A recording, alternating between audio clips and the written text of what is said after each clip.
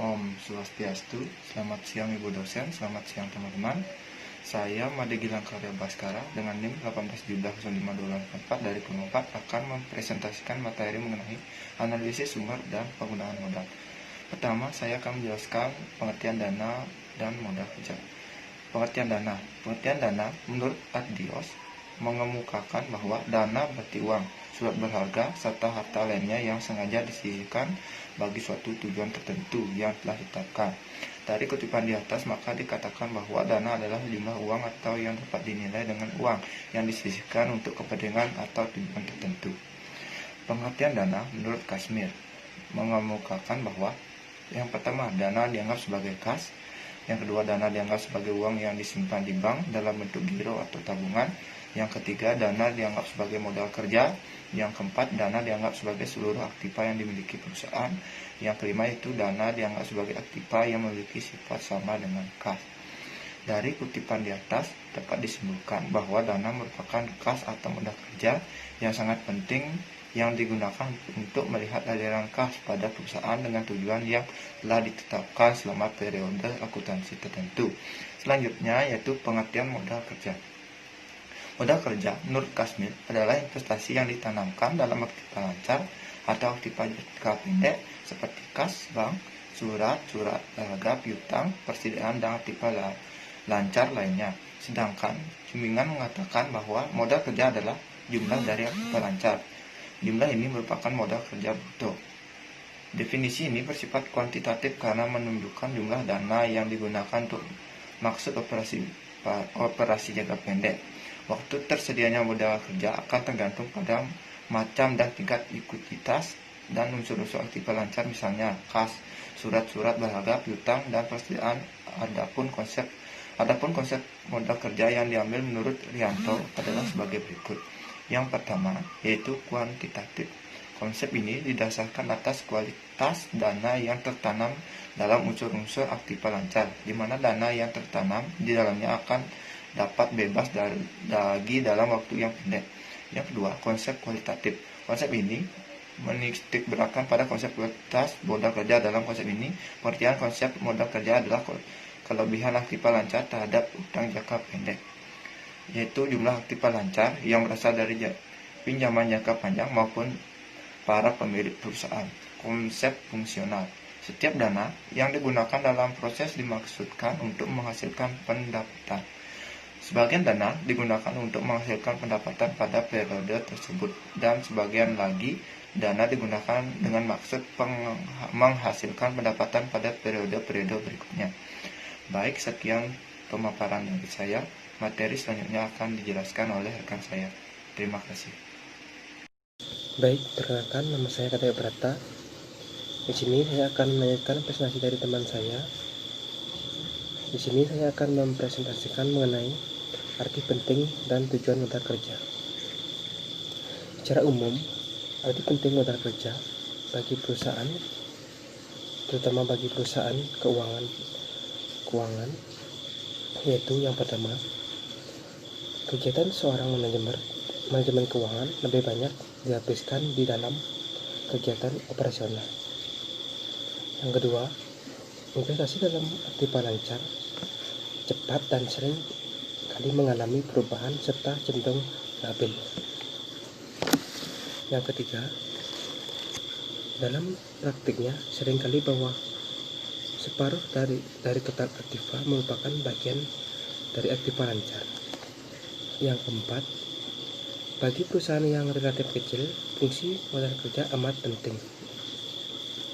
Yang kelima, terdapat hubungan yang sangat erat antara pertumbuhan penjualan dengan kebutuhan modal kerja. Selanjutnya yaitu tujuan manajemen modal kerja bagi perusahaan. Yang pertama, guna memenuhi kebutuhan likuiditas perusahaan. Yang kedua, dengan modal kerja yang cukup, perusahaan memiliki kemampuan untuk memenuhi kewajiban pada waktunya. Yang ketiga, memungkinkan perusahaan untuk memiliki sediaan yang cukup. Yang keempat, memungkinkan perusahaan untuk memperoleh tambahan dana dari para kreditor. Yang kelima, memungkinkan perusahaan memberikan syarat kredit yang menarik minat pelanggan. Yang keenam, guna memaksimalkan penggunaan Aktiva Lancar guna meningkatkan penjualan dan laba. Yang ketujuh, melindungi diri apabila terjadi krisis modal kerja akibat turunnya nilai Aktiva Lancar serta tujuan lainnya. Selanjutnya yaitu faktor-faktor yang mempengaruhi modal kerja. Ada beberapa faktor yang dapat mempengaruhi modal kerja. Yang pertama yaitu jenis perusahaan, yang kedua syarat kredit, yang ketiga waktu produksi, yang keempat tingkat perputaran sediaan. Yang pertama yaitu jenis kegiatan perusahaan. Dalam praktiknya meliputi dua macam, yaitu perusahaan bergerak dalam bidang jasa dan non jasa. Selanjutnya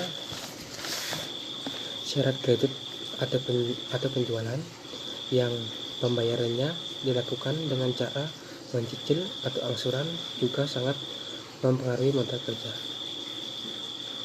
Hal yang perlu diketahui dari syarat kredit antara lain, yang pertama syarat untuk pembelian bahan dan barang dagangan serta syarat penjualan barang. Selanjutnya yaitu untuk waktu produksi, artinya jangka waktu atau lamanya memproduksi suatu barang. Makin lama waktu yang digunakan untuk memproduksi suatu barang, maka akan semakin besar modal kerja yang dibutuhkan. Demikian dan dengan sebaliknya. Selanjutnya yaitu pengaruh tingkat perputaran sediaan terhadap modal kerja cukup penting bagi perusahaan. Semakin kecil atau rendah tingkat perputaran kebutuhan modal kerja, semakin tinggi. Demikian pula sebaliknya. Demikian pesan dari saya. Selanjutnya akan oleh penyaji berikutnya. Swastiastu, perkenalkan nama saya Gede Payanta Putra, NIM 181705269. Sebagai penyaji menyanyikan presentasi. Yang keempat adalah sumber modal kerja. Kebutuhan modal kerja mutlak disediakan dalam berbentuk apapun. Oleh karena itu, untuk memperoleh kebutuhan tersebut diperlukan modal, sumber-sumber kriteria yang dapat dicari dari berbagai sumber yang tersedia. Namun dalam pemilihan sumber-sumber modal, waspada untung ruginya sumber modal kerja tersebut. Pertimbangan ini perlu dilakukan agar tidak menjadi beban perusahaan ke depan atau akan menimbulkan masalah yang tidak diinginkan. Sumber-sumber dana yang untuk modal kerja dapat diperoleh dari penurunan jumlah aktiva dan kenaikan pasipa. Berikut ini adalah sumber-sumber modal kerja yang dapat digunakan, yaitu yang pertama adalah hasil operasi perusahaan, yang kedua keuntungan penjualan surat-surat berharga, yang ketiga adalah penjualan saham, yang keempat adalah penjualan aktiva tetap, yang kelima adalah penjualan obligasi, yang keenam adalah peroleh pinjaman, yang ketujuh adalah dana hibah, dan yang terakhir adalah sumber lainnya. Hasil operasi perusahaan dimaksud adalah pendapatan dibagi yang diperoleh pada periode tertentu.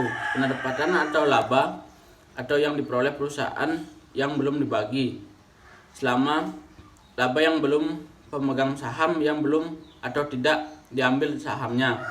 Hal tersebut akan menambah modal kerja perusahaan. Namun modal kerja ini bersifat hanya sementara waktu dalam waktu yang relatif terlalu lama. Keuntungan penjualan surat-surat berharga juga dapat digunakan untuk keperluan modal kerja. Keuntungan besar tersebut adalah selisih antara harga beli dan harga jual surat berharga tersebut. Namun jika sudah terdaftar, harus menjual surat-surat berharga dalam kondisi rugi, otomatis akan mengurangi modal kerja dalam penjualan saham.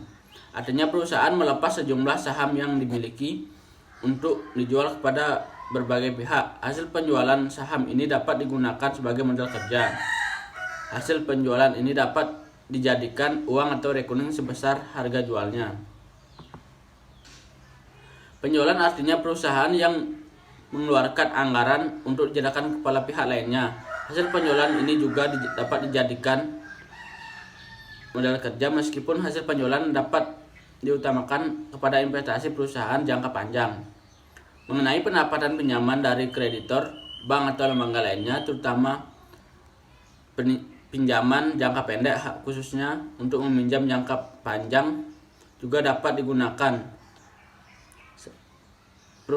Diperuntukkan pinjaman jangka panjang biasanya digunakan untuk kepentingan investasi. Dalam praktik pinjaman, terutama dari dunia perbankan, yang dilakukan khususnya untuk digunakan sebagai modal kerja walaupun tidak menambah aktiva lancar. Mengenai perolehan dana hibah dari berbagai lembaga, ini juga digunakan sebagai modal kerja. Dana hibah biasanya tidak digunakan biaya beban hutang dan tidak ada kewajiban. Dapat disimpulkan bahwa kenaikan untuk penurunan modal kerja disebabkan yang pertama adanya kenaikan modal atau penambahan modal pemilik atau laba. Yang kedua adalah adanya pengurangan aktiva tetap, penjualan aktiva tetap. Yang terakhir adalah adanya penambahan hutang.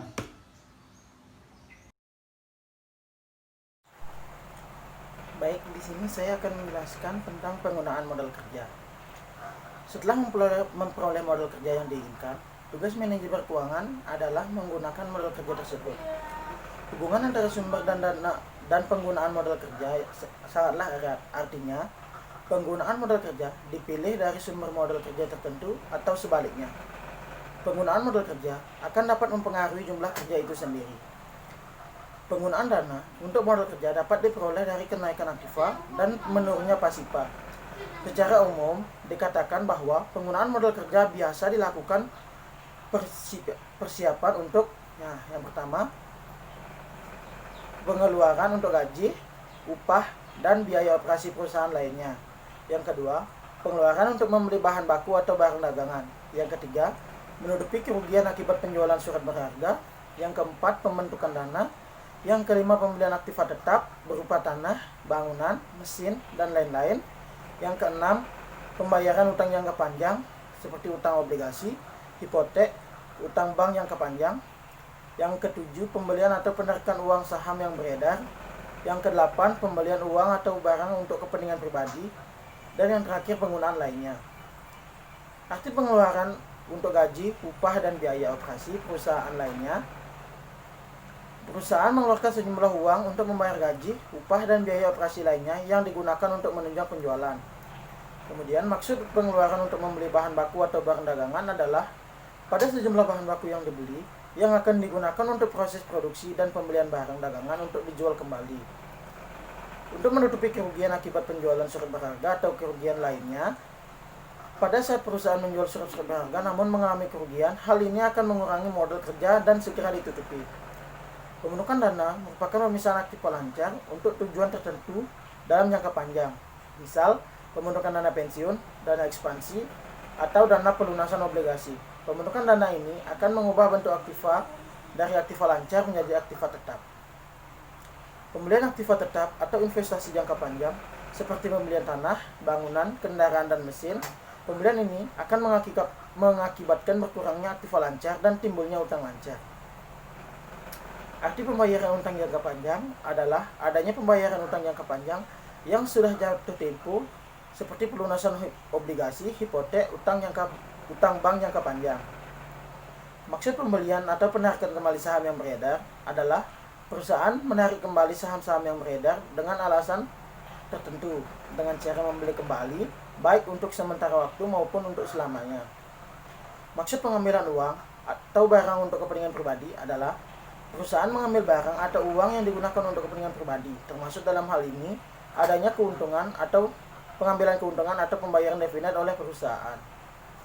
Penggunaan modal kerja di atas jelas akan mengakibatkan perubahan modal kerja. Namun, perubahan modal kerja tergantung dari penggunaan modal kerja itu sendiri. Dalam praktiknya, modal kerja suatu perusahaan tidak akan berubah apabila terjadi. Yang pertama, pembelian barang dagangan dan bahan baku secara tunai. Yang kedua, pembelian surat-surat berharga secara tunai. Dan yang ketiga, perubahan bentuk piutang, misalnya dari piutang dagang ke piutang wesel. Dikatakan, modal kerja tidak mengalami perubahan disebabkan pembelian barang secara tunai. Posisinya tetap berada di aktiva lancar, berubah pada komponen saja. Demikian pula dengan pembelian surat-surat berharga secara tunai tetap tidak mengubah aktiva lancar. Sementara itu, bentuk piutang, misalnya piutang dagang ke piutang wesel, juga tidak akan mengubah posisi utang lancar. Nah, sekian yang dapat saya sampaikan. Saya kembalikan ke penyaji berikutnya. Baik, terima kasih atas waktunya. Di sini saya akan melakukan presentasi dari teman saya mengenai laporan sumber dan penggunaan modal kerja. Perolehan modal kerja dari sumber yang telah dipilih serta penggunaan modal kerja yang telah dilakukan selama operasi perlu dibuatkan laporan sebagai bentuk pertanggungjawaban manajer keuangan. Laporan sumber dan penggunaan modal kerja menggambarkan bagaimana perputaran modal kerja selama periode tertentu. Laporan ini juga menunjukkan kinerja manajemen dalam mengelola modal kerjanya. Dalam laporan penggunaan dan sumber modal kerja akan terlihat perubahan modal kerja yang dimiliki perusahaan. Laporan perusahaan modal kerja disebut juga dengan statement of fund. Seperti dijelaskan sebelumnya, perubahan modal kerja disebabkan oleh berbagai faktor. Perubahan yang terjadi dalam modal kerja harus dibuatkan laporannya yang kita sebut dengan laporan perubahan modal kerja. Dalam praktiknya, laporan perubahan modal kerja menggambarkan yang pertama yaitu posisi modal kerja per periode, yang kedua perubahan modal kerja, yang ketiga komposisi modal kerja, yang keempat jumlah modal kerja yang berasal dari penjualan saham, yang kelima jumlah modal kerja yang berasal dari utang jangka panjang, yang keenam jumlah modal kerja yang digunakan untuk aktiva tetap, dan yang terakhir yang ketujuh yaitu jumlah aktiva yang tetap yang telah dijual. Baik, itu saja presentasi dari kelompok kami. Mohon maaf jika ada salah-salah kata dalam